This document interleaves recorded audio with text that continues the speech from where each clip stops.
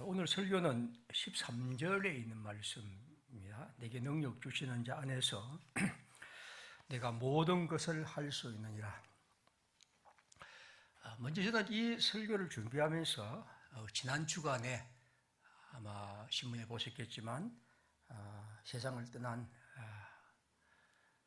어떤 사람은 세계 최대의 교회라고 하지만 저는 그냥 세계 최대로 많이 모은 교회 숫자를 봐면 그 일군 조영규 목사가 이제 세상을 떠난 그 얘기가 그분이 떠오릅니다. 왜냐하면 이 성경은 그분이 참 좋아하는 성경입니다. 제가 그분 한 번도 대화를 해본 적이 없고 강의를 들은 적이 없기 때문에 정확하게는 알 수 없지만 제가 알기로는 이 조영규 목사께서 가장 좋아하는 성경은 요한 3서 1장 2절로 저는 알고 있습니다. 사랑하는 자여 내 영혼이 잘됨 같이 네가 범사에 잘되고 강건하기를 내가 간구하노라. 이른바 이제 삼박자 구원입니다. 제일 먼저 영혼이 잘 되어야 한다. 그러니까 우리 기독교인은 영혼이 잘 되어야 된다. 그 다음에 이 두 가지를 가지고 범사에 강건한다 하고 이 말을 가지고 어떻게 말하냐면 육신이 건강해야 한다. 그래서 얘기하죠. 육신의 건강, 그래서 질병을 얘기한다. 세 번째는 이제 물질의 축복을 받아야 한다. 그런 식의 얘기를 하죠. 근데 제가 이 성경을 읽을 때는 그냥 아주 아름다운 인사문입니다. 만나면 우리가 마치 덕담처럼 아주 하나님 안에서 참 평안하기를, 또 건강하기를, 또 은총을 입기를. 그래서 이것은 심오한 복잡한 그런 개념을 말하는 것은 아니라고 봅니다. 그러나 이제 이분은 이 성경을 굉장히 좋아했고, 그래서 1장 2절을 이른바 삼박자 구원이라는 제목으로 말하죠. 우리 성경, 우리의 많은 사람들도 오늘 읽은 4장 13절을 그와 비슷한 방식으로 해석합니다. 다시 말하면 여기 13절에 내게 능력 주시는 자 안에서 내가 모든 것을 할 수 있느니라. 내게 능력 주신 자는 하나님이죠. 그리스도 예수입니다.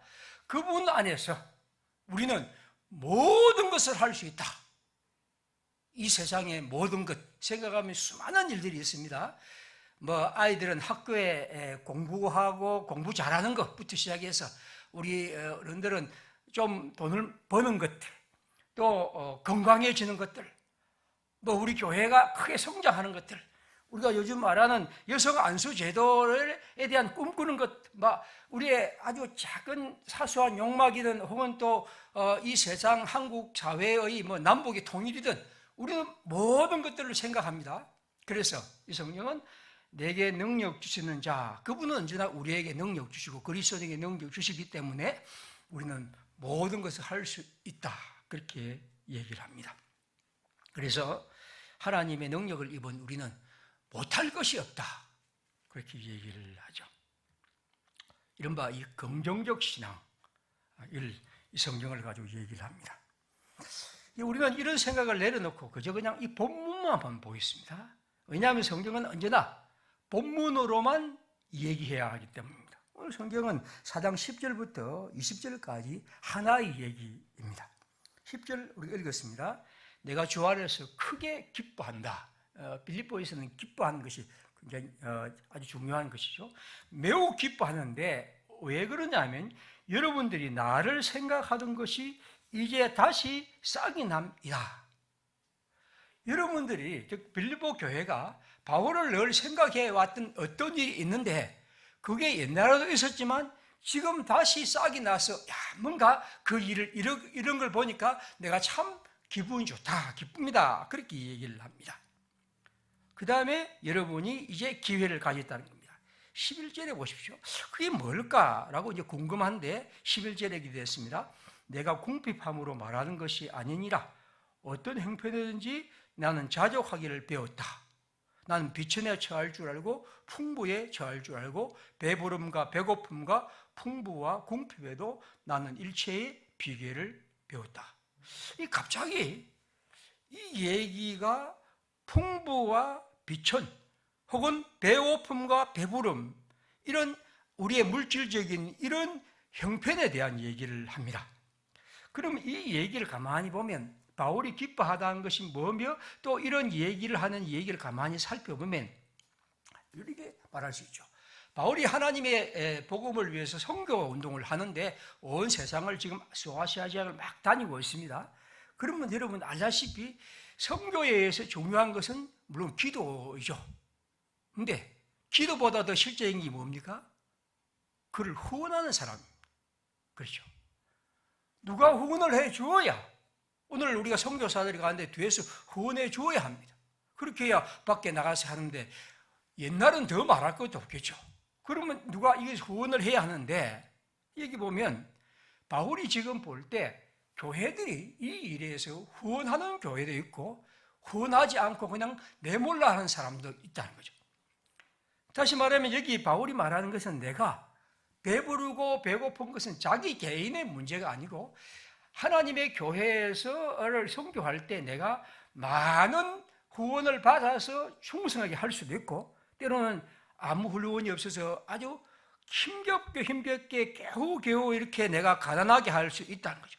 이런 것이 있었는데 지금 빌립보 교회가 이 일에 자기에게 함께 참여하고 있다는 것이 이 성경의 얘기입니다. 그래서 아마 빌립보 교회에 바울은 이 선교에 대한 요청을 한 것 같이 보입니다. 그래서 1절에 내가 주 안에서 커비에 기뻐하는 것은 너희가 나를 생각하던 것이 이제 다시 싹이 남이라 는 것인 것이죠. 아마 이 문제에 대해서 가장 잘 알 수 있는 것이 고린도후서 11장 8절부터입니다. 바울이 그 교회를 향하여 편지를 쓰면서 내가 너희를 섬기기 위하여 다른 교회에서 비용을 받은 것을 탈취한 것이라. 가만히 보면 바울의 글이 상당히 좀 뭔가 좀 뭐랄까요? 아주 예의를 갖춘 때도 있지만 여기 보면 너희들이 나를 빼앗은 것이라. 남의 교회에서 강하게 얘기를 합니다. 그리고 9절 이해해 보면 내가 너희와 함께 있을 때 비용이 부족하였으되 아무에게도 누를 끼치지 아니하였다. 그리고 마게도냐에 있는 형제들이 나의 부족한 것을 보충하였다. 그리고 내가 모든 일에 너희에게 폐를 끼치지 않기 위하여 스스로 조심하였고 또 조심하리라. 이 말은 뭐냐 하면 이 고린도 교회가 바울이 지금 이곳저곳 교회를 위해서 선교 활동하는데 이 교회는 꽤 괜찮은 교회였으면서도 좀 뭔가 풍부한 교회였으면서도 바울에 대해서 이런 선교 운동에 참여하지 않았다는 거죠. 바울이 굉장히 섭섭했습니다. 그래서 11절 8절에 보면 11장 8절에 보면 너희 교회에서 다른 사람에 탈취한 것이다. 너희들은 그렇게 하지 않고 어떻게 이런 일을 하느냐 하고 굉장히 화를 내는 느낌을 갖습니다. 그리고 이걸 위해서는 오히려 마게도냐는 고린도후서 8장에 보면 굉장히 가난한 교회인데 그 교회가 오히려 여러분을 위해서 하지 않았느냐. 그리고 내가 이 일을 여러분이 말하지만 굉장히 조심스럽다. 내가 이런 물질적인 얘기를 하면서 그런 얘기를 합니다. 오해의 소지가 있기 때문에. 자, 이런 마음을 우리가 한번 볼 수 있는데 그럼 오늘 빌립보 교회는 어땠습니까? 여기 11장 오늘 10절에 보면 여러분들이 나를 생각하던 것이 있었는데 이제 다시 생각했다는 거죠. 여러분 이 말은 뭐냐 하면 이 빌립보 교회가 바울을 위해서 그런 마음을 지금까지 냈고 또 내고 있었다는 거예요. 이런 좋은 마음을 품었고 지금도 다시 품고 있으니 나는 너무 기쁘고 감사하다 하는 것을 바울은 말합니다. 자, 그러면서 바울은 말합니다. 여러분, 내가 이렇게 말하는 것은 어떤 배고프고 내가 모자라고 내가 힘들고 내가 이것을 통해서 막 실패할까 싶어서가 아니고 나는 어떤 형편에서도 자족하는 비결을 배웠습니다. 내가 풍부할 때도 풍부한 대로 전도하고 내가 없을 때도 가난하면 가난한 대로 하고 그렇게 어렵지만 그렇게 하는 가운데 그런 일체의 비결을 배웠고 그래서 오늘 읽은 13절은 무엇입니까? 내게 능력 주시는 자 안에서 내가 모든 것을 할 수 있었다는 것. 다시 말하면 나는 비천하고 풍족하고 배부르고 굶주리고 이 모든 것에서 적응할 수 있는 능력을 가졌는데 그건 누가 주셨다는 겁니까? 하나님이 내게 주셨다는 거죠. 그리스도께서 내게 주셨다는 것입니다. 그러므로 이 성경은 우리가 하면 된다 하는 이른바 긍정적 신앙으로 무엇이나 그리스도인들은 모든 것이 가능하다는 그런 의미를 말하는 것이 아니고, 여기 모든 이란 말은 내가 궁핍해도, 내가 부유해도, 내가 가난해도, 내가 배고파도, 내가 배불러도 어떤 가운데서도 내가 이 일에서 하나님의 복음에서 흔들리지 않고 굳세게 나갈 수 있는 하나님의 능력을 내가 입었다는 것이죠. 이게 문맥의 의미입니다. 이게 지금 그렇게 복잡하지 않은 문맥의 의미는 그런 얘기입니다. 그래서 그는 말합니다. 나는 복음의 전파자로서 물질이 필요하고, 물질이 중요하고, 물질을 통해서 교회를 세우고 성도들을 섬기는 것 너무 중요하고 내 생활을 위해서 필요하다. 하지만 나는 물질에 나는 의지하는 복음 전파자가 아니다. 물질이 많다고 해서 내가 힘을 많이 내고, 물질이 적다 해서 내가 의기소침해진 그런 사람이 아니었다. 그리고 여러분들은 14절에 보면 내 이런 괴로움에 함께 참여한 그런 교회였고 참 잘했다. 내가 여러분에게 이렇게 말하는 것은 이런 내 자신의 무력함 때문이 아니라 하나님이 내게 주시는 은총 속에는 어떤 가운데서 그것을 이기며 살아왔고, 그러나 고마운 것은 여러분이 이런 일에 함께 참여한 일이 여기 14절에 잘한 일이라고 말합니다. 15절에 보시면 빌립보 사람들아 너희도 알거니와 복음의 시초에 내가 마게도니아를 떠날 때 주고받는, 다시 말하면 이런 물질을 주고 또 받고 하는 내 일에 참여한 교회가 너희 외에는 아무도 없으니라. 여러분, 고린도 교회가 보듯이 그 사람들은 바울의 얘기를 외면했습니다. 그런데 빌립보 교회는 하나님 안에서 그 일에 참여했습니다. 1장 5절에 보면 이렇습니다. 너희가 첫날부터 이제까지 복음을 위한 일에 참여하고 있기 때문이라. 빌립보 1장 5절은 그렇게 말합니다. 자, 이런 얘기입니다. 그리고 16절 이하에 뭐랬죠? 데살로니가에 있을 때에도 너희가 한 번뿐 아니라 두 번이나 내게 쓸 것을 보냈다. 그러면서 그는 말합니다. 내가 선물을 구함이 아니고 오직 이걸 통해서 여러분이 이 복음의 역사에 물질로 참여하는 것은 여러분의 풍성한 열매를 얻게 합니다. 다시 말하면 우리가 헌금을 드리는 것은 우리가 하나님이 가난하기 때문에 그에게 어떤 것을 주는 것이 아니라 이 일을 통해서 여러분이 복음에 참여하고 이 헌금이 하나님의 복음을 역사를 위해서 쓴다는 이런 기쁨과 또 이를 통해서 하나님의 풍성한 은혜에 참여하는 것이 바로 바울의 마음입니다. 18절입니다. 내게는 모든 것이 있고 또 풍부한지라. 제가 이 성경을 계속 읽으면서 한번 생각했습니다. 바울 어른이 조금은 약간 좀 마음이 아닌 것 같은데 한 느낌이 들어요. 왜냐하면 어떻게 모든 것이 있고 또 풍부할 정도로 모든 게 있겠습니까? 왜냐하면 빌립보 교회에 이런 요청도 하고, 다시 말하면 이 마음 속에는 바울이 그 시대의 교회들이 자기의 이 말을 오해하고 바울이 말하는 이 일에 대해서 이러저런 핑계를 대고 고린도 교회 같은 사람들이 있기 때문에 그는 과감하게 18절처럼 말합니다. 여러분이 준 것, 18절입니다. 에바보로 디도를 통해서 준 것은 향기로운 제물이요 하나님을 기쁘시게 할 만한 것입니다. 나의 하나님이 그리스도 예수 안에서 영광 가운데 그 풍성한 대로 너희 모든 쓸 것을 채우실 것이다. 여러분이 그 일에 참여함으로 여러분의 교회가 하나님 안에서 여러분이 더 큰 은총을 입을 것이다. 우리가 비록 작은 교회이지만 그래도 우리가 하나님이 주시는 헌금을 함께 나누려 하고 우리의 이웃에 우리의 이러저런 사람들과 함께 나누려는 것은 이런 하나님이 우리에게 주시는 은총 때문입니다. 오늘 이 성경이 우리에게 말하는 것은 그것입니다. 내게 능력 주시는 자 안에서 모든 것을 할 수 있다는 것은 우리에게 어떤 형편으로도, 내가 지금 어떤 형편, 다시 말하면 가난하건 부하건 우리가 많건 적건 우리의 부족함, 사람들이 볼 때는 이것은 부족하고 무력하고 아무 힘이 없는 것 같지만 그러나 그것이 않다는 거죠. 하나님이 내게 주시는 능력과 은총 속에서 그 모든 것을 할 수 있다는 것입니다.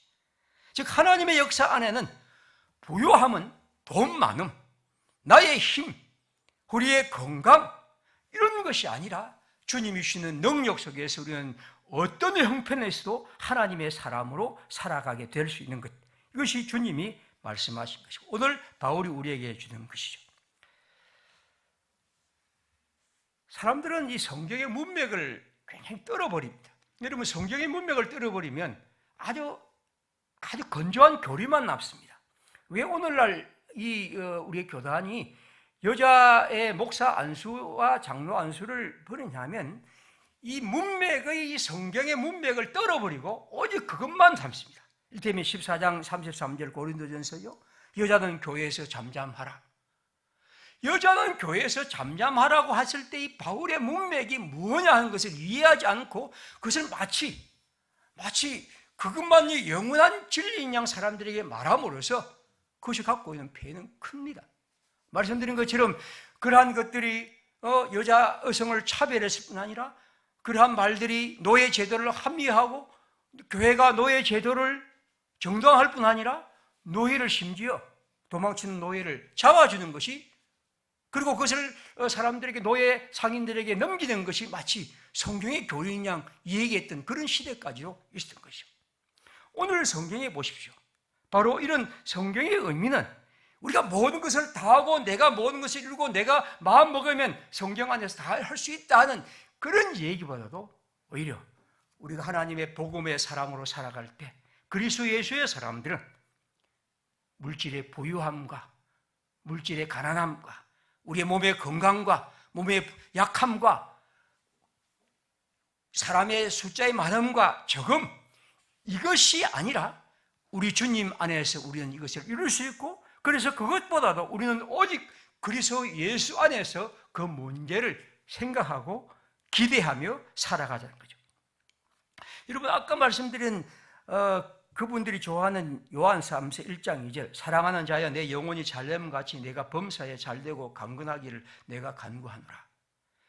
이 말이 그렇게 심오한, 어떻게 보면 삼박자 구원의 얘기입니까? 어떻게 보면 이것은 오늘 우리에게 세속적 욕망을 부추기기도 하고, 그리스도인들은 뭔가 이 세상에서 많이 벌어야 하고 많이 건강해야 하고 많은 권력을 누려야 하고, 그래서 많은 것을 가지는 것이 마치 교회와 그리스도인 양 말하는 이런 비참한 부참한 얘기를 하는 것이 왜 복음이냐 하는 것입니다. 여러분, 바로 성경은 말합니다. 요한 1장 3절은 뭐라고 말합니까? 요한 3서 1장 3절, 형제들이 내게 와서 내게 있는 진리를 증언하되 내가 진리 안에서 행한다 하니 내가 힘이 기쁘다. 지금 요한이 말하는 것은 우리의 기쁨은 하나님의 진리 안에서 살아가는 것이죠. 내가 내 형제들이, 내 자녀들이 진리 안에서 행한다 함을 듣는 것보다 더 큰 기쁨이 없다. 우리의 어떤 욕망을 부추기는 것이 아니라 이 성경은 우리로 오히려 진리 안에서 바르게 살아가는 것이 하나님이 가장 기뻐하는 것이며 그리스도의 사람들이 살아갈 교회 성도들의 삶이라는 것입니다. 그래서 1장 8절에 뭐라고 말합니까? 그러므로 우리가 이 같은 자들을 영접하는 것이 마땅하니 이는 우리로 진리를 위하여 함께 일하는 자가 되어야 합니다. 여기 진리는 순회 전도자와 여러 어려운 이들을 돕고 그들을 사랑하는 것이 바로 진리와 함께 일하는 것입니다. 그러니까 이렇게 우리는 성경을 우리 마음대로, 우리의 욕망대로 왜곡하고 그걸 통해서 사람들을 그릇된 길로 인도하죠. 여러분, 이 성경은 요한 1서 3절이나 그리고 오늘 여기 있는 빌립보서 4장 13절이나 이것은 결코 우리로 이런 세속적 욕망을 부추기는 성경은 아닙니다. 병을 고칠 수 있다, 부자가 되고 싶다, 분양권에 담치고 싶다, 로또에 걸리고 싶다, 이런 따위의 얘기는 성경과 아무런 관계가 없을 뿐 아니라 성경과 반하는 일. 그리스도 예수의 복음은 그런 얘기를 우리에게 허황되게 약속하지 않습니다. 믿음만이 능력이라 하셨네. 물론 우리가 부른 노래입니다. 그러나 그 노래가 우리의 욕망에 대해서 이렇게 이끌어간다면 그건 매우 잘못된 노래입니다. 조영기 목사, 그는 매우 부자입니다. 엄청난 재산을 모았고, 그리고 그것을 자기 자식들에게 이래저래 물려주고, 있을 수 없는 짓입니다. 교회가 그것은 있을 수 없는 부끄럽고 창피하고 불의한 일입니다. 그가 아무리 많은 것을 이루었다 할지라도 있을 수 없는 일입니다. 하나님의 교회가 어떻게 자기의 마치 욕망과 자기의 어떤 이름으로 모든 것이 되냐 하는 것이 어떻게 교회일 수 있냐 하는 거죠. 이 성경은 분명합니다. 모든 것이 다 가능하다, 긍정적 신학 할 수 있다는 새마을 운동이 아닙니다. 오히려 오늘 우리 성경에서 말하는 것은 우리가 많은 것을 가졌든, 많은 것을 누리든, 많은 것을 알든, 아주 건강하든, 내가 아무것도 없든, 내가 가난하든, 내가 아프든, 내가 모자라든, 그 모든 것에서 인간은 어쩔 수 없이 이러저런 삶을 살아갈 수밖에 없는데, 그 속에서도 우리는 일어설 수 있고, 당당할 수 있고, 명랑할 수 있고, 겸손할 수 있는 일체의 비밀을 그리스도 예수의 능력 안에서 가질 수 있다는 거죠. 그분 예수 안에서 우리는 능히 할 수 있습니다. 이 세상의 학문과 사상과 지식은 우리로, 그것이 모자라면 주눅들고, 그것이 적으면 쓰러지고, 그것이 없으면 무너지고, 그러한 질병 속에 우리는 절망하지만, 그것을 많으면 교만하고, 그것이 우리에게 힘이 되고, 그걸 통해서 사람들에게 의소되지만, 그래서 예수의 능력 안에서 우리는 그 모든 것을 바르게 볼 수 있고, 바르게 생각할 수 있고, 바른 마음으로 견딜 수 있는 것이죠. 오늘 우리는 추석을 맞이합니다. 우리 한번 지난날을 살펴보면, 우리 여러분 성도들 가운데 풍부에 처한 사람도 있을 것이고, 어떤 분은 빈곤에 처한 사람도 있을 것입니다. 어떠한 사람은 아주 건강한 사람도 있고, 어떤 분들은 질병을 얻은 사람이 있습니다. 어떤 사람은 가정이 잘 되어서 모든 것이 풀려가는 사람도 있겠고, 어떤 분은 부모님이 몸져 누워 계신 그런 성도도 있을 것입니다.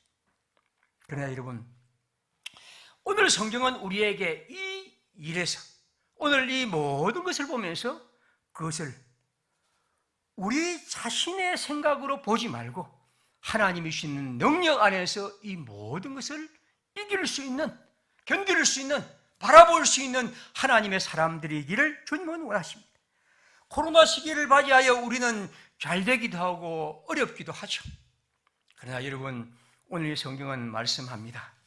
우리가 어떤 형편이든지 그리스도 예수 능력 안에서 모든 것을 할 수 있다는 것입니다. 바울을 보십시오.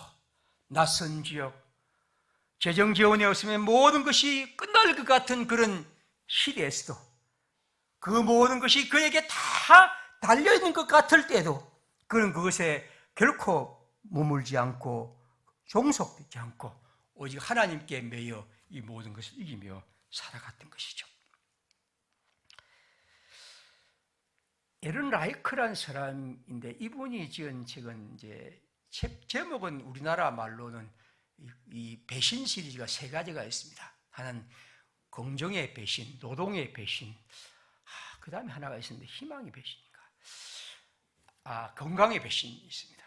제가 이 글 중에 이제 노동의 배신은 읽고, 이제 긍정의 배신을 또 긍정의 배신을 읽고, 이제 건강의 배신이라는 것이 있습니다. 이 상당히 재미있는 책인데, 물론 영어 제목은 그렇지 않지만 우리나라 번역어가 이 3가지로 되는데, 이 에런 라이크라는 사람이 긍정의 배신이라는 것을 하면서 이런 글 하나를 씁니다. 미국 사람입니다. 2008년 타임지에 이런 제목이 실렸답니다. 서브프라임 모기지 사태는 하나님 탓일까?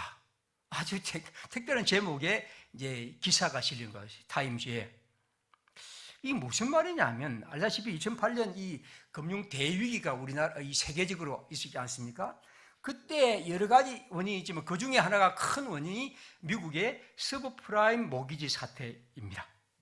다시 말하면 빚내서 집 사라. 그리고 빌리는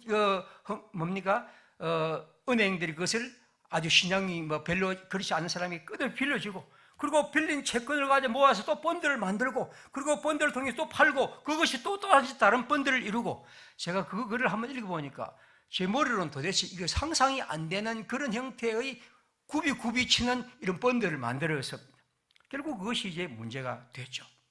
근데 이 기사의 내용은 어떤 것이냐면, 우리가 혹시 들어보셨지만 오스틴이라는 사람, 목사인데, 이분이 지금 긍정의 힘이란 그 자기 교회 많이 팔렸다고 합니다. 이 사람에 대한 게 그 기사의 소개고 어떤 전문가들이 얘기입니다.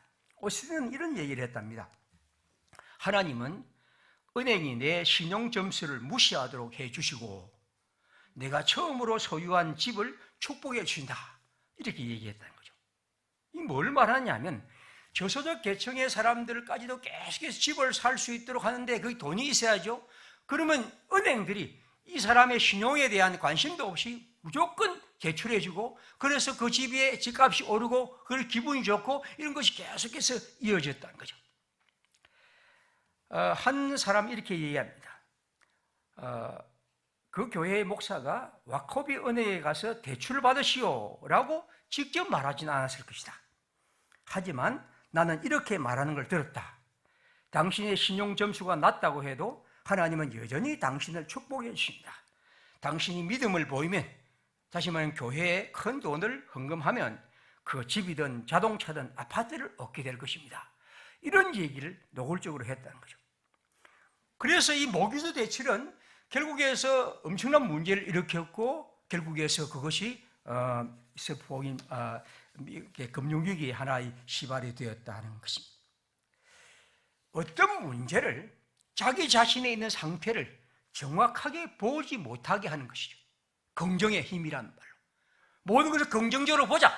그리고 실제로 이게 나에게도 이런 대출이 되면서 집을 갖게 되고, 이런 가운데서 사람들에게 같이 함께 몰려갔던 것입니다. 마치 하나님이 생육하고 번성하며 땅에 충만하라는 이 말을 마치 자연을 유린하고 마음대로 우리가 그것을 하는 것처럼 생각하는 그런 시대와 같다는 거죠. 꿈꾸면 성취하게 된다. 사람들은 이런 생각으로서 자기 자신의 모든 것들을 걸고, 그리고 이런 일들에 자기의 모든 것을 투지하게 됩니다. 여러분, 저는 지난주에 말씀드린 것처럼 우리는 할 수 있거든이 무엇이냐? 그래서 그리스도를 믿는 사람들에게는 능하지 못할 일이 없다고 믿어야 합니다. 이것이 그리스도를 믿는 사람이 가질 하나님의 믿음입니다. 그러나 그 말을 잘 생각해 보십시오. 그것이 우리를 세속적 욕망을 자극하며 우리가 이 세상에서 마치 어떤 것도 다 얻을 수 있는 양 그렇게 우리의 허황된 꿈을 꾸는 말씀입니까? 오늘 빌립보서 4장 13절이 내게 능력 주시는 자 안에서 내가 모든 것을 할 수 있다는 것이 과연 그런 의미일까요? 오히려 진정한 하나님에 대한 긍정은 비천과 풍부가 문제가 아니라는 것입니다. 비천과 풍부가 우리에게 절대적인 것이 아니라, 우리의 힘을 돋우고 우리의 힘을 무력하게 하는 것이 아니라, 하나님의 사람들이 하나님의 능력 안에서 그 모든 것을 참된 눈으로 보고 받아들이고 그 하나님의 은총 속에서 그 모든 이기며 살아가는 것이죠. 우리는 비천해지면 비굴해집니다. 우리는 풍부해지면 교만해지죠. 그러나 하나님의 능력 안에서 살아가는 사람은 비천과 풍부의 일체의 비결을 배우며 살아갑니다. 재산이 힘이 아니라, 세력이 힘이 아니라 하나님 안에서 그 모든 것을 생각하고 살아가는 사람, 그것이 바로 주의 사람들입니다. 마지막으로 저는 이 추석을 맞이해서 밀리의 그림 하나를 소개합니다. 제가 홈페이지에 올렸던 이 밀리의 그림. 밀리의 그림은 이 낮잠이란 그림인데요. 이 그림을 보시면 아마 하루 종일 애를 많이 쓰고 일한 한 부부가 이제 농촌에 있는 그 낙가를 위해서 잠을 자고 있는 그런 장면입니다. 그 다음에는 고흐의 그림도, 이제 고흐는 밀레를 굉장히 존경하고 좋아했습니다. 이 그림은 고흐가 밀레의 그림을 모방해서 그림인데, 사람들은 왜 이렇게 반대로 그렸을까 하는데 아마 판화를 보고 그리지 않았냐 뭐 그런 얘기도 합니다. 어쨌든 이건 이제 이 농사라는 부부가 집더미에 누워 있는 장면인데 이거는 어떻게 보면 그냥 보통 일반적인 농부의 얘기입니다. 제가 이 그림을 오늘 이제 소개하는 이유는 이 추석을 맞이해서 한 번쯤은 우리 마음을 편히 쉬는 거죠. 내가 풍부한 사람도 있고, 내가 좀 모자란 사람도 있고, 내가 건강한 사람도 있고, 우리 중에서 좀 몸이 연약한 분도 있고 그렇습니다. 어떤 사람은 집을 사서 아주 로또가 당첨되는 굉장히 괜찮은 사람도 있고, 어떤 사람은 여전히 참 전세에 살면서 그런 게 좀 기분 나쁜 사람도 있습니다. 그러나 우리가 하나님 안에서 내게 능력 주시는 자 안에서 내가 모든 것을 할 수 있다고 하는 이 말씀은 하나님의 백성들이 그 모든 것 속에서 내가 교만하지 않고, 내가 비굴해지지 않고, 내가 어서되지 않고, 내가 의기소침해지지 않는 하나님의 사람들이에요. 그래서 우리는 마치 이 농부처럼 그저 우리의 짐을 내려놓고 하나님 안에서 쉬고 주님을 바라보는 것, 이것 또한 우리가 이 땅을 살아가는 삶의 하나의 방식이라고 생각합니다. 내게 능력 주시는 주님 안에서 우리는 그렇게 살아갑니다. 이 세상 사람들처럼 우리는 그런 능력과 그것에 우리의 모든 것이 달려있다고 생각하지 않는 사람입니다. 여러분, 하나님은 우리가 모든 것을 해야 하고 모든 것을 할 수 있다고 생각하는 신이 아닙니다. 하나님은 할 수 없는 일 있었고, 할 수 없는 일 때문에 괴로워했고, 하나님은 우리에게 할 수 없는 일을 맡기시고 그 일을 통해서 하나님과 함께 일하자고 말씀합니다. 그래서 주님은, 하나님의 아들은 죽기까지 합니다. 왜냐하면 그는 무력한 분이기 때문에. 그리고 그렇게 하여 주님은 당신의 능력을 우리에게 나타나셨고, 우리는 그 능력을 입고 이 세상에서 하나님의 사람으로 살아갑니다. 사랑하는 평화의 식구들, 이 추석, 우리의 고달픈, 때로는 여러 가지 어려운 일들을 다 있겠지만 하나님이 주시는 은총 속에서 그가 오늘 우리의 주님으로 계신다면 이 바울처럼 우리도 주님이 주시는 능력 안에서 내가 모든 것 안에 든든하다고 말할 수 있는 사람. 그래서 비록 힘겹지만 조금은 명랑하고 밝게 살아가시기를, 좀 내가 뭔가 많이 이루었다면 더 많이 겸손해지고 하나님을 향한 사랑 속에서 우리 이웃들을 볼 수 있는 사람이 되시기를. 그래서 시편 68편 28절에 하나님이 너의 힘을 명령하셨도다. 하나님이 우리를 위하여 행하신 것을 견고하였소서. 이 말씀이 우리의 마음에 사로잡혔으면 합니다. 그리스도인은 능력 주시는 자 안에서 모든 것을 할 수 있습니다. 이것이 오늘의 설교 제목이었습니다. 그런데 실제로 저는 이 설교 제목을 어떤 형편에서도 일체의 삶의 비결을 배운 사람이란 그런 말로 설교 제목을 잡고 싶었습니다. 그렇죠. 어떤 형편에서도 일체의 삶의 비결을 배운 사람, 이것이 그리스도입니다. 그래서 사람들이 우리를 보면서 야, 저 사람들은 이 세상을 다르게 살아가고 있구나. 그래서 우리를 보며 조금은 존경할 수 있도록 만들어주는 것, 이것이 이 세상에서 우리가 해야 할 작은 기여가 되지 않을까 생각합니다. 함께 시간 기도하겠습니다. 주님의 능력으로 우리 모든 것을 할 수 있습니다. 그리고 어떤 형편에서도 우리는 일체의 삶의 비결을 배운 사람입니다.